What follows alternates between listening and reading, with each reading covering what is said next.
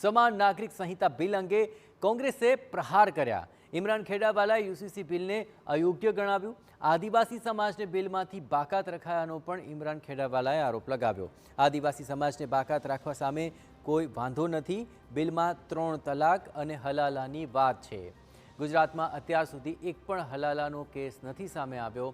આગામી દિવસોમાં સમાજમાં આગેવાનો સાથે બિલની હોળી કરીશ તેવી ચીમકી પણ ખેડાવાલાએ ઉચ્ચારી। હતું કે આ બિલ અત્યારે કોર્પોરેશનના ઇલેક્શન છે, નગરપાલિકા તાલુકાના ઇલેક્શન છે, એને સમજી વિચારી જોઈને આ લોકો જે આ બિલ લાવ્યા છે। એટલા માટે જ પહેલા દિવસે પણ જ્યારે અમે આ કમિટી આવી ત્યારે પણ વિરોધ કર્યો હતો, અને આજે પણ વિધાનસભાના અંદર આ બિલ મૂક્યું છે તેને હું વિરોધ કરું છું। અને આવનારા દિવસોના અંદર મેં જ્યારે હાઉસમાં બી કીધું છે, આ બિલની હું અમારા સમાજના આગેવાનો સાથે મળીને હું આ બિલની હોળી કરવાનો છું।